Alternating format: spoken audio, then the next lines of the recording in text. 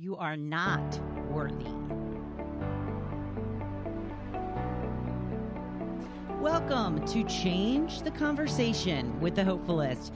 My name is Wendy McClure, and it's time we had a conversation about living in a patriarchy and how that affects our lives. Together, we can make a difference and change the conversation. Hello, and welcome back to Change the Conversation with the Hopefulist. I am so happy that you are here. Now, I started out by saying you are not worthy. That is what this country has been telling us since the time we were born. That women are constantly looking for a way to prove their own worth. And again, since the time you were a vulnerable little girl, this starts. And I wonder, how old were you the first time you worried about your weight? How old were you? I remember my mom took me to weight management meetings at 12 years old. 12 years old. I don't think that I even had an issue with my weight. She did. Because I remember when I first started going, I was continuing to put on weight. And I remember she said to me, "Aren't you embarrassed to sit there every week and have a gain?" And I was like, well, I wasn't, but I guess I am now. And at one point, I had joined an after-school team, like a softball team or something. So I started going to practices after school, because typically we come home from school and have a bowl of cereal or something like that, and then I'd have dinner a couple hours later. So once I joined this team, the weight just started falling off me. At the same time, I was probably having a bit of a growth spurt. And, I look back now and I look at pictures of me from when I was in ninth grade, and that's 14. I was 14 when I was in ninth grade. I was skinny, skinny. And she thought I was overweight at 12. So, this is what is drilled into us as girls as we turn into women, that we have to be perfect. If we don't look a certain way, then we're going to be judged. We're not going to have enough value, right? Be small, be pretty, be nice, get along, fit in. Every single product that you see for women out there shows how you can be better. Look younger, look more vibrant. All of these products designed to make us feel insufficient. What do you think it would have been like if you wouldn't have spent your entire life obsessing over your weight? I can't speak for everybody, but I can say that is something that I have obsessed over my entire life. And I still do. One day I kind of take it easy on myself. I'm like, you're over 50 now. You're menopausal and all of this stuff. But I'm heavier than I would like to be. I'm about 30 pounds more than I was when I got married about 12 years ago. 30 pounds. Granted, I was extremely skinny when I got married. So I've always had ups and downs, always. And I have recently lost a little bit of weight, maybe 10 pounds. And I try to convince myself that, with my age and, the hormones and all of the stuff that I'm going through, I'm probably lucky that I've been able to get any weight off at all, because that's what I often hear from women around my age, is that no matter what they do, they are putting on weight, let alone trying to get it off. But then the next moment I'm like, well, I just want to really look skinny for this, and I just want to be able to fit into this, some old clothes that I used to be able to, and it's just endless. It's constant and it's endless, and I don't think it's ever going to stop. It's just something that's been so ingrained in me. But imagine what life could have been like if you wouldn't have had to obsess over that your entire life. If you could have just enjoyed life. If you were taught to eat for nourishment, because that's not really what we do in this country. And that's basically what happened when my mom took me to weight management meetings at 12 years old, is I learned to hide what I was eating. I learned to be ashamed of how much I was eating. And then eventually I learned to binge eat because I didn't want anybody to see what I was eating. So when I had that opportunity, I would eat as much as I could. And that went on for years and years and years. And, it would still sneak up. It wasn't as prevalent, I'll say, in the last 15 years. But there would still be times where I would just, get up and look for a snack. And I would just go through as much as I could find in the kitchen. It was just like I would snap or something. And I would just eat and eat and eat. And I would eat to the point where I was completely and totally physically uncomfortable. And yet I still couldn't stop. Yeah. It's really disturbing that I know that there are so many women that struggle with this. And if it weren't for the conditioning that we have, that we get from the time that we are young girls, we may not have had to live this way. And that's why I talk about this stuff. Because I want to change the conversation around what girls are told, what girls are expected to do, what it is that they are told is their inherent worth, what makes them worthy. Because it's not any of those things. It's not your looks, it's not how much you weigh, it's what you feel inside. It's how you treat people. It's how you go about in the world. It's what you do for others. There's so much that makes you worthy that has nothing to do with appearance. And men don't have this same line to balance that women do. Now, men get made fun of if they're fat, sure. But it's not the same thing. In fact, men are expected to get heavy as they get older. Well, that's just what happens. But women are still, held to the standard of, well, if you just took care of yourself and, you worked out and you ate right and you did all of that, then you'd be okay. It's still our fault. Men, it's just something that happens. Women, it's our fault. It's always the way it's been. It's always the way it's going to be.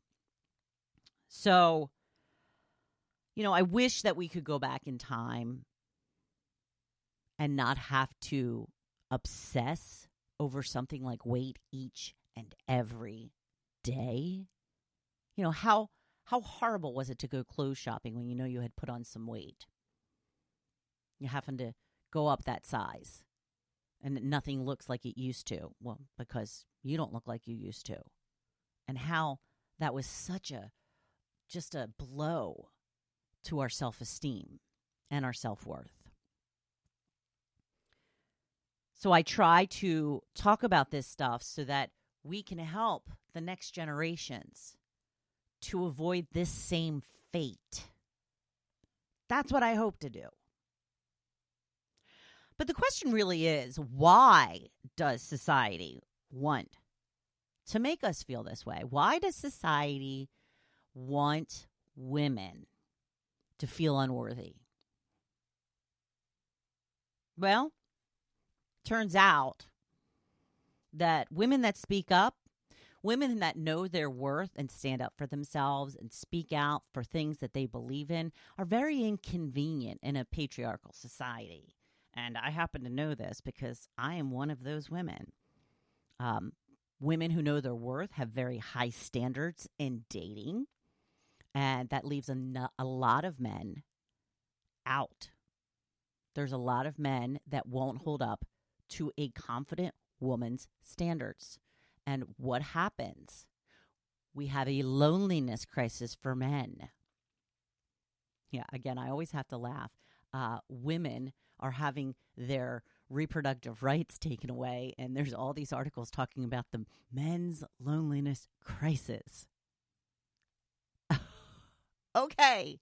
Yeah, that's what we should be concerned about right now. A woman who knows her worth will not follow patriarchal beauty standards. She won't care about her gray hair. She won't feel the need to wear makeup. She won't have to try and be super thin. If men, try to make her feel bad by commenting on her appearance, it doesn't affect her. That's another thing I've gotten really good at lately.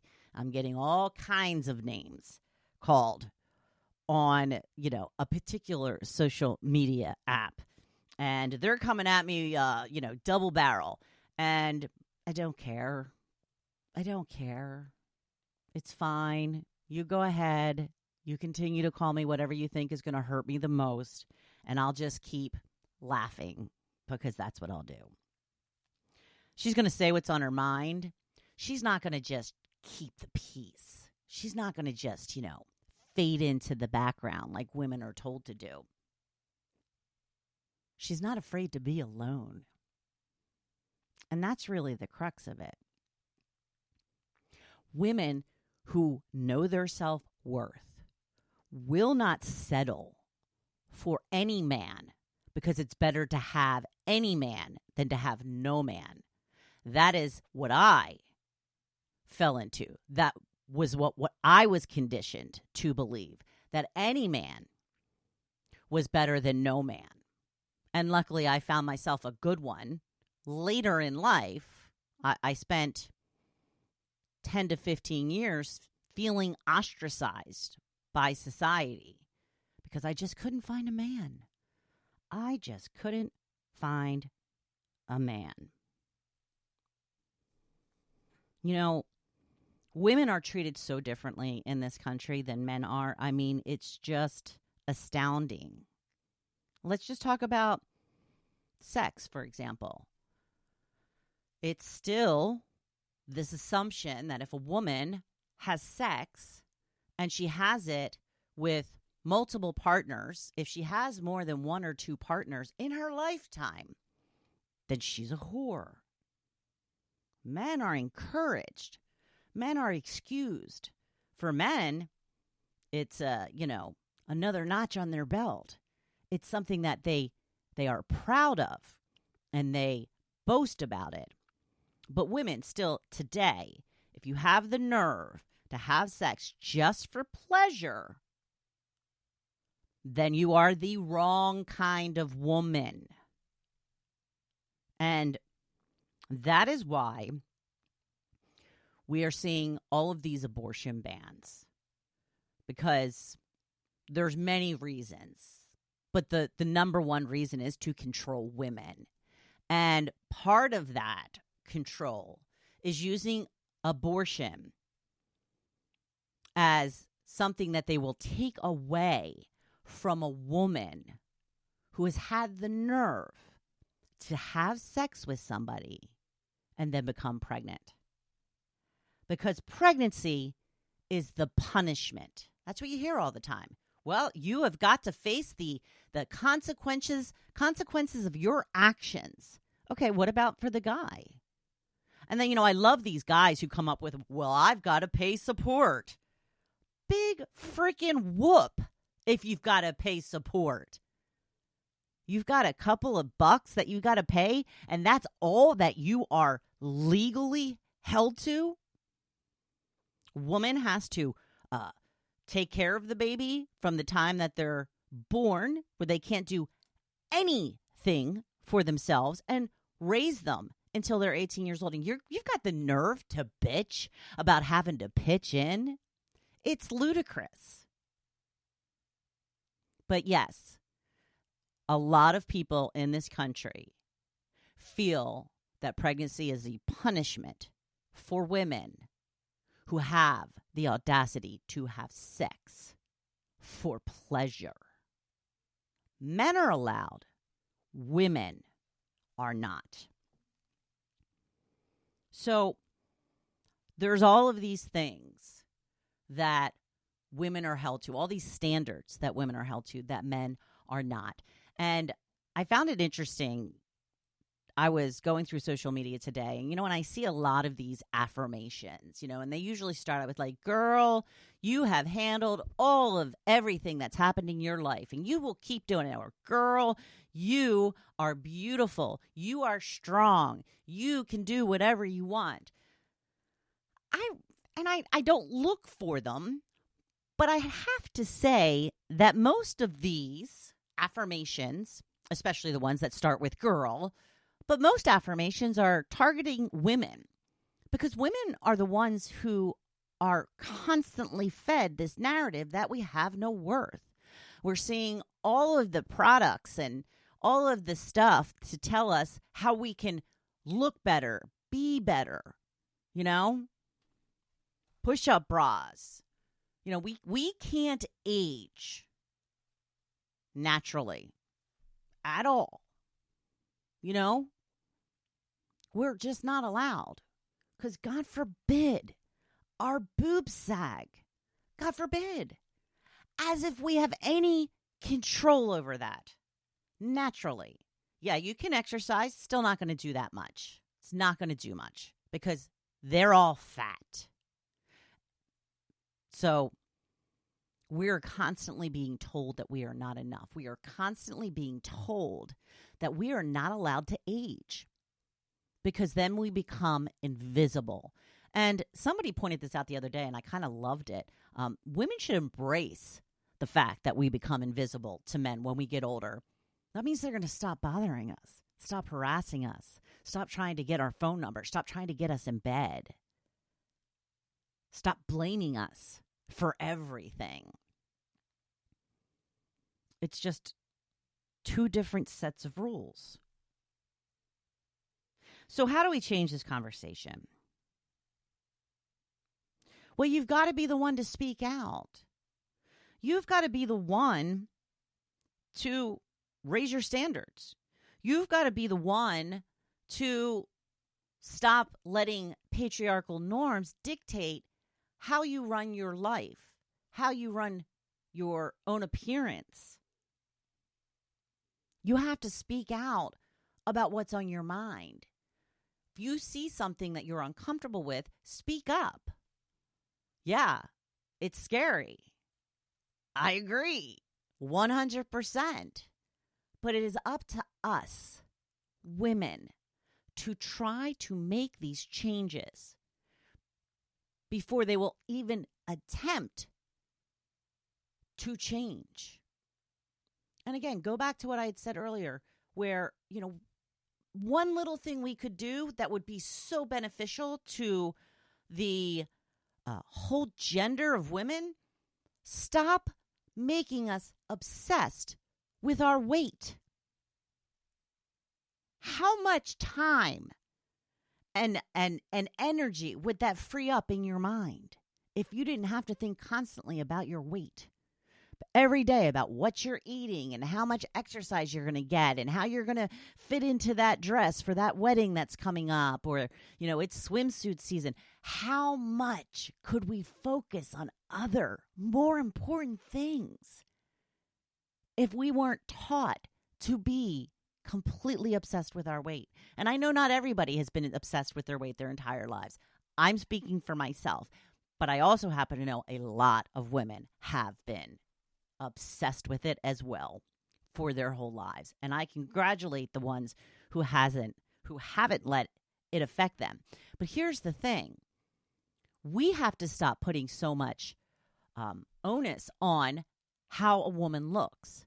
That's the only way we get out from under this. There's always going to be the beautiful people of the world, and everybody's going to think that they're the greatest, and that's fine. But instead of trying to get women up to that level, men aren't expected to get up to that level. If there's these guys that are in these, gym commercials or what have you, and they've got the six-pack abs. You know, most guys are like, I'm never going to have that. But women are expected to look as good as they can possibly look in a bathing suit. And then we're called a whore because we're wearing a bikini. You can't win. You literally can't win. So I know that it is a big ask to have you start to stand up for this kind of stuff. You know, when you hear a man make a sexist comment, call him out on it. He's the one that should be embarrassed. You know, we're supposed to be beyond this now. We're not even close, but we've made some strides. And if people are still making comments like that, they deserve to be called out.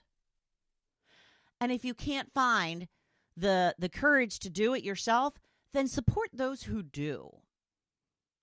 You know, cheer on the people who do. If you're in a situation and you see another woman stand up to someone about something that's important when it comes to the issue of gender, stand with them in solidarity. Clap when they do something. Support them when they're talking about it on social media. Like their post. Share their post. You can support those who are doing the work. And I can tell you, as somebody who hasn't had much of that, it means so much. It means so much to see when people like something that you have been working so hard for so long. It makes you feel like you're not doing it for no reason. And I got to tell you, this whole taking on the patriarchy and trying to change the conversation around it is a thankless job. It is a thankless job. It brings so much more frustration into my life than it does appreciation. But it's that important to me. I will continue to do it each and every day of my entire life, the rest of my life, because that's what I think is fair. That's what I think that women need, is somebody to call out all of these patriarchal norms and expectations that have just fallen under the guise of that's just the way it is. It doesn't have to be. It doesn't. And that's what we're working toward. We're working toward a change in the conversation, a change in the expectations, and a change in judgment against women who don't follow these norms. Because it's important. Too many of us have spent our entire lives worried about our weight when we could have been,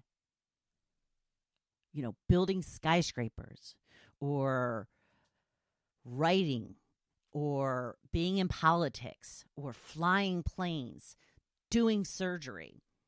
We could have done so much more if our brain wasn't so full of, well, I put on a pound. I have to stop right now. I can't have that brownie. I can't do this. I have to get my workout in.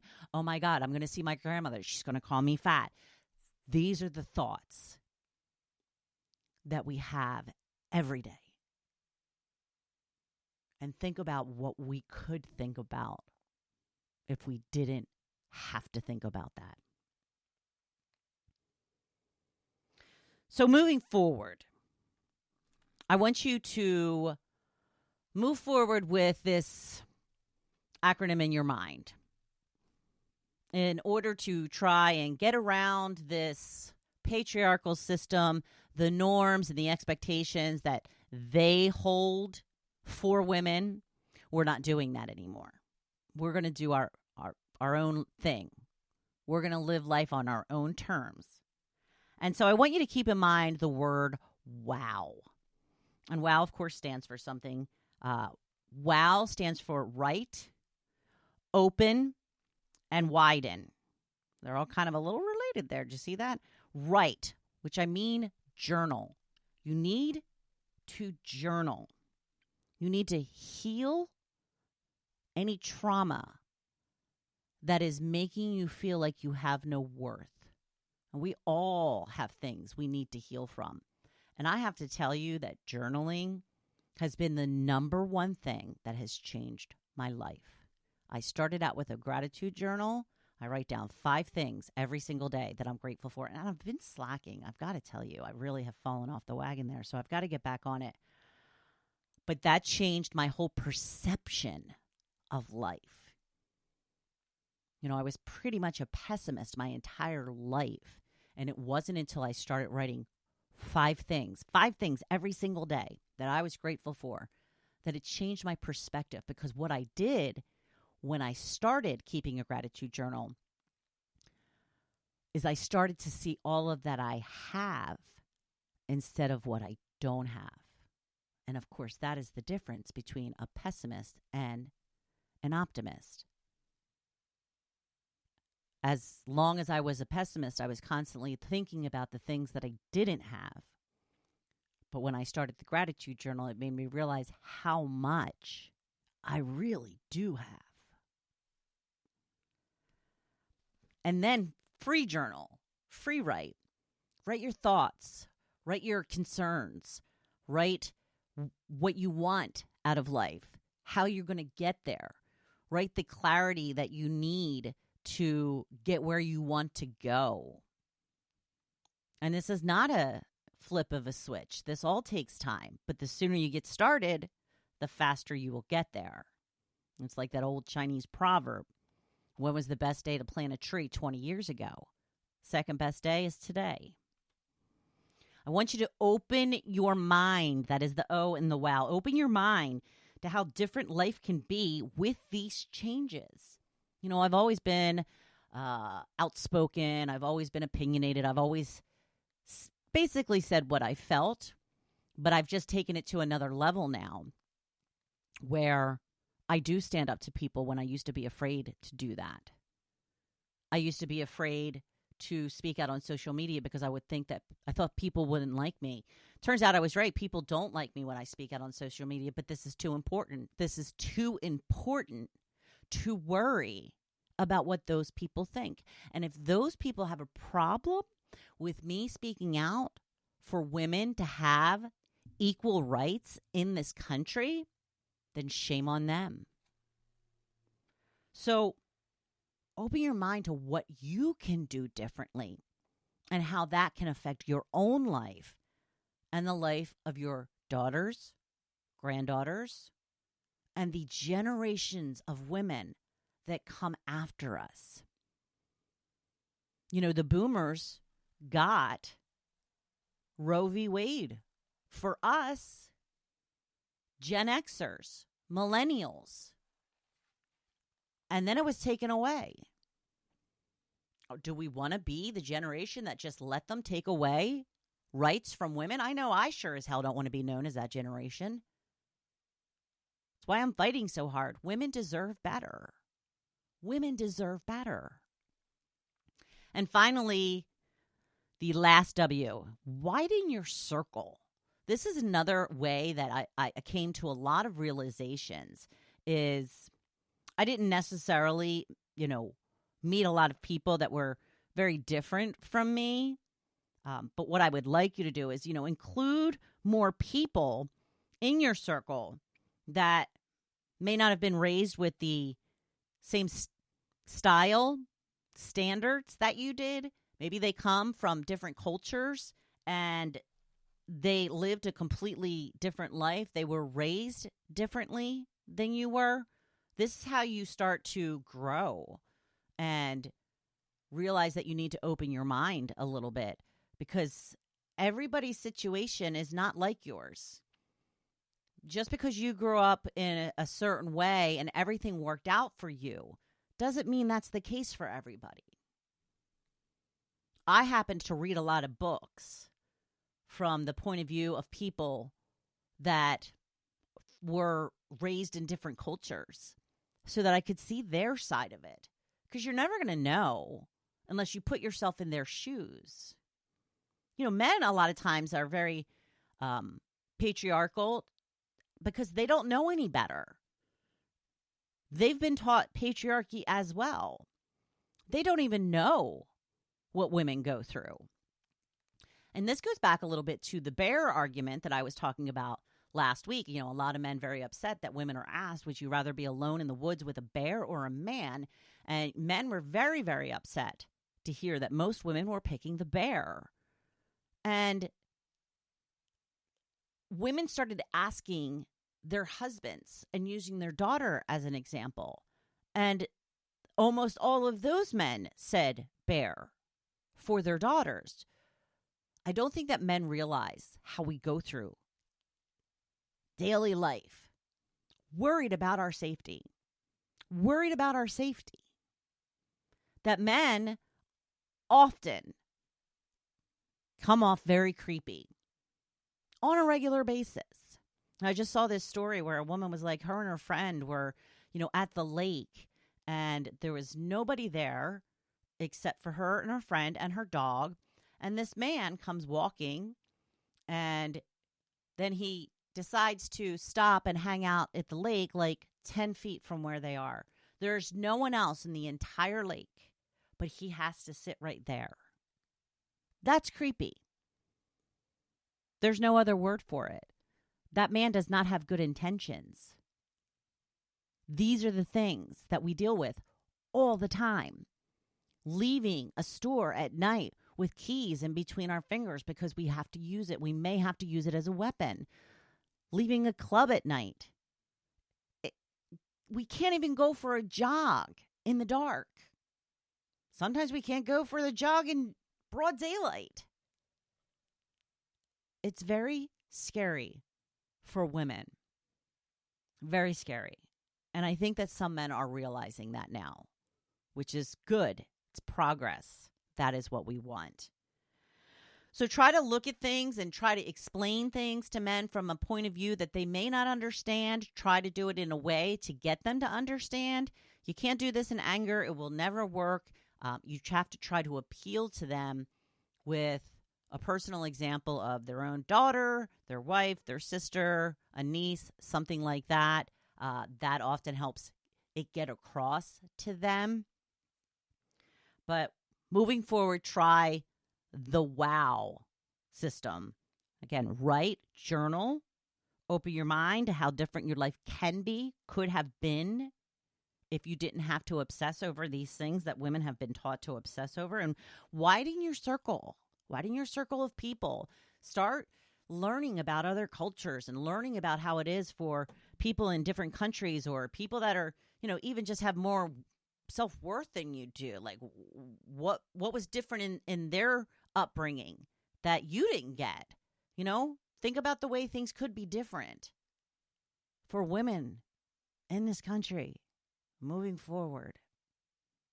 That's all we're trying to do. Make things better for women because they deserve it. They are human beings just as much as men are. And it's a shame that I still have to say that. But I do. So, if today's episode resonated with you a little bit, if something maybe, opened your eyes a little bit or you thought of something in a different way, came upon a realization, I would love to hear from you. Please email me at thehopefulist1@gmail.com. Visit my website, hopefulist.com, where you can sign up for my free email newsletter. I send out about one a week. I'm not going to jam up your mailbox, so don't worry about that. But please tell a friend, share it with some people that you know, share it on social media. I would truly appreciate it. And that is the way that we will start to be able to change the conversation. So I want you to go out there now and be badass. We are stronger together, and I'm here cheering you on. Thank you for joining me in this conversation. Together, we are better. Please visit my website at hopefulist.com and remember to hit that subscribe or follow button.